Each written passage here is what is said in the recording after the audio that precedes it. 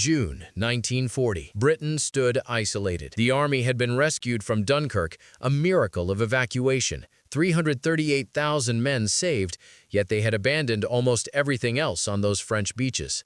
Tanks, field guns, machine guns, and, crucially, the anti-tank weapons the island might need if Hitler chose to cross the Channel had been left behind. War Office returns from that period record a grim reality. The whole country had only 167 anti-tank guns to defend itself. 167, facing an invasion force accompanied by armored divisions that had just overrun France in a matter of weeks. Into that vacuum stepped a 57-year-old gunsmith, Major Harry Northover. He presented a solution so rudimentary that professional soldiers scoffed at it. A simple steel tube mounted on a four-legged iron stand that looked more like a garden drainpipe than a weapon. Rather than wait for approval through the usual military channels, Northover did something audacious. He wrote straight to Winston Churchill. The Prime Minister attended a personal demonstration in October 1940. After seeing glass bottles filled with burning phosphorus launched from the crude tube, Churchill ordered immediate production. Within a few months, nearly 19,000 of these humble devices would be distributed to Home Guard units across Britain, cheap, crude, and mass-produced at under 10 pounds apiece. German propaganda later threatened draconian punishment for irregular fighters armed with weapons like these, because Britain was preparing to resist in ugly, close-quarters fashion. This device was the Northover Projector, and its story explains why one of the most inelegant weapons in British history became a symbol of a nation's willingness to resist invasion. To understand its place, you first have to understand what Dunkirk truly cost. Yes, 338,000 men were saved, but the materiel left behind was colossal. Some 840 anti-tank guns abandoned, including 509 two-pounders, about 60% of the Army's anti-tank strength, 880 field guns, roughly 310 heavy artillery pieces, about 700 tanks, half the British stock, 11,000 machine guns, 6,400 anti-tank rifles, and over 76,000 tons of ammunition. After the withdrawal, the British Army possessed enough kit to outfit barely 2 divisions. 2 divisions against a German war machine freshly proven in 6-week campaigns. The manpower situation was as surreal as the equipment shortage. By late July 1940, around 1.5 million men had volunteered for the local defense volunteers, soon to become the Home Guard. These were the civilians who would man the beaches, the roads, and the villages should the panzers hit British soil. Yet cabinet papers show that in early June, with 300,000 volunteers enrolled, only 94,000 rifles had been issued. The War Office admitted, in plain bureaucratic language, that many of the Home Guard units were effectively a broomstick army. That phrase was literal for some. Units drilled with broom handles, others made do with golf clubs or knives taped to poles. By late 1940, 739,000 Home Guard members were entirely unarmed. The threat they faced was not academic. German armor and tactics were already moving beyond what makeshift anti-tank remedies could plausibly stop. The standard British anti-tank rifle, the Boys, fired a .55-inch projectile, but could only manage roughly 23 millimeters of penetration at 100 yards, notorious for pinging off anything more than light armor. A sergeant who fired one at a panzer famously summed up the experience: "It just about knocked the paintwork off. It made a noise like a ping-pong ball." The 2-pounder anti-tank gun could cut through German armor, but Britain had only 167 of them, and ammunition was so precious that not a single round could legally be expended in training. Those guns were reserved for regular units that would make up the mobile reserve if invasion occurred. The Home Guard got none. Across the Channel, the Germans were assembling assault barges, landing craft, and all the paraphernalia required for an amphibious invasion. On September 7, 1940, British intelligence issued the code word Cromwell. Invasion was judged imminent. Home Guard platoons manned positions, often with shotguns or nothing at all, wading through nights that never yielded panzers. The country needed something, anything that could challenge tanks. It had almost nothing that could. Major Harry Robert Northover, born 31 December 1882, was a professional gunsmith with real technical credentials. He had a 1917 U.S. patent for an improved gas cylinder for Colt-type machine guns. By 1940, he held the rank of major in the Home Guard and proposed a radically simple device to confront the armored threat. His idea deliberately rejected complex engineering in favor of mass simplicity. A smooth-bore steel barrel, roughly 2.5 inches, about 63 millimeters in caliber, mounted on a 3- or 4-legged cast-iron tripod and fired with black powder charges ignited by percussion caps, the same propellant technology used in Victorian muskets. The projectile would often be not a solid slug, but a filled glass bottle, incendiary or sticky explosives that might set vehicle engines ablaze, or at least create chaos. The weapon's physical specification underlined its primitive intent. The steel barrel measured approximately 3 feet 10 inches. With its tripod, it weighed in the region of 134 pounds. Muzzle velocity was low, around 60 meters per second, akin to a thrown cricket ball, and effective range was short, roughly 100 to 150 yards. Sights were simple ironwork graduated from 50 to 200 yards in 25-yard increments. This was a device designed to be made by small foundries and workshops. Companies like the Bisley Clay Target Company could cast the parts. It required only about 16 components, including tripod legs and spade plates, and could be assembled by semi-skilled workers. Most crucially, it cost less than 10 pounds per unit, roughly a 60th of the price of a proper 2-pounder anti-tank gun. A Northover's principal projectile in practice was the number 76 Special Incendiary Grenade, widely known as the SIP, Sticky Incendiary Phosphorus Grenade. Each half-pint glass bottle held white phosphorus blended with benzene and a dissolved rubber strip to make the sticky mixture adhere to whatever it hit. On impact, the glass shattered and the exposed phosphorus ignited on contact with air, burning at extreme temperatures and producing dense, choking fumes. There were 2 color-coded SIP variants. Red-capped grenades were designed for hand-throwing with a range of around 30 yards, while green-capped grenades had more robust glass for launching from projectors. Mixing them up in a launcher could be catastrophic. Firing a throw-type grenade down a tube could result in the bottle breaking inside the barrel and turning your weapon into an instant flamethrower aimed at its crew. By August 1941, over 6 million number 76 grenades had been manufactured. They were notoriously dangerous to store and handle. Phosphorus will self-ignite if a container cracks, so Home Guard units were warned never to store SIP grenades in houses where civilians slept. For genuine anti-tank effect, the Northover could also lob a number 68 rifle grenade, Britain's first practical shaped charge, hollow charge, anti-tank warhead, exploiting what physicists and ordnance experts called the Monroe effect to focus explosive energy into a penetrating jet. In laboratory conditions, when striking at 90 degrees to a flat plate, the number 68 could penetrate around 50 millimeters of armor. But shaped charges depend dramatically on impact angle. If you hit a sloped or moving plate at anything other than near perpendicular, the effective penetration plunges. Against a tank moving on the road, trying to achieve that perfect angle at 100 yards was mostly a matter of luck.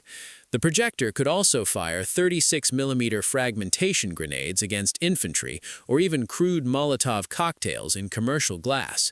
For this versatility, soldiers nicknamed the contraption the bottle mortar. To load a Northover, crews opened a breech, inserted a grenade, closed the breech, fitted a pre-packaged black powder charge with a percussion cap, pulled back a cocking handle, aimed by the graduated iron sights, and pulled an L-shaped trigger at the rear. A lanyard allowed the firer to stand a few paces from the tube and pull the cord from cover, a wise precaution given the weapon's tendency to malfunction.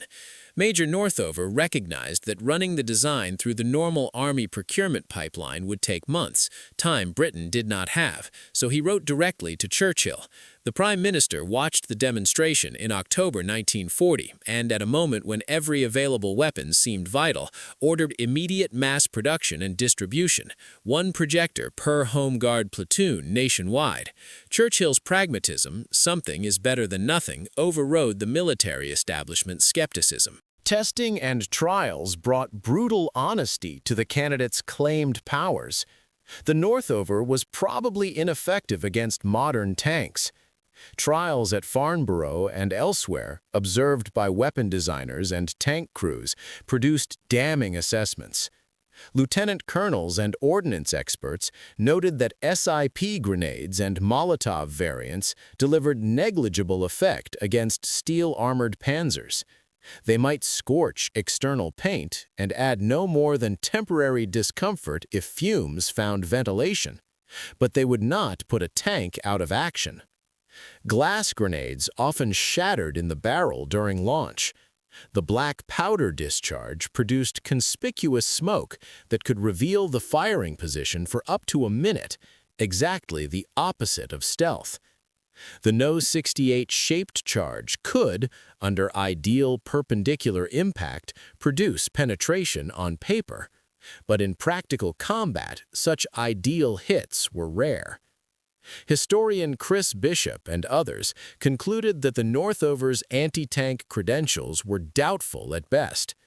Studies by military analysts, such as S.P. Mackenzie, indicated the weapon was eventually superseded by other marginally more effective expedients.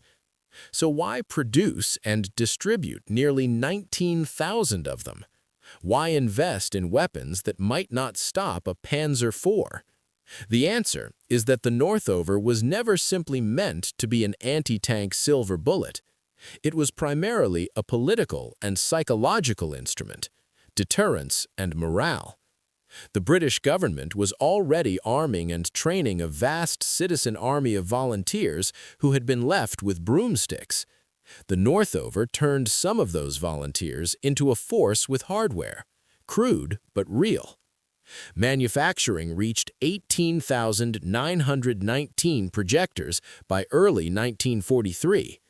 The first 277 were delivered to London districts in June 1941, and over 8,000 were distributed by August that year. Documented units receiving Northover projectors included battalions from Gloucestershire, Sussex, Saxmanham, and Bexhill. Training centers such as the No. 1 Home Guard Training School at Dorking and various command weapon training schools taught crews how to operate and aim the devices. Manuals like Military Training Manual No. 42, December 1940, and the official handbook for the 2.5-inch Marks I and II projectors, September 1941, provided operating instructions. A standard crew numbered 3 men, firer, loader, and spotter/commander. Combined with other improvised defenses, the Blacker Bombard spigot mortar, over 22,000 produced, the Smith gun, a smoothbore artillery piece of mixed reputation, and millions of SIP and Molotov devices, the Home Guard was transformed from a broom army into a body that could at least attempt to fight back. Other improvised systems had their own catastrophic flaws. The Smith gun, heavier and clumsier, developed a grim reputation that the only thing it reliably killed was its own crews. Ammunition sometimes detonated where it shouldn't. The Blacker Bombard, a spigot mortar, could be effective, but needed heavy fixed platforms and suffered temperamental fuses that sometimes caused duds. By comparison, the Northover was the lightest, cheapest, and most widely distributed of Britain's anticipated last-ditch weapons. The tactical doctrine for all these stopgap devices was simple: static defenses at roadblocks and choke points, ambushes where vehicles would be forced to slow or halt. Yes, the recommended engagement distances, 100 to 150 yards, were perilously close.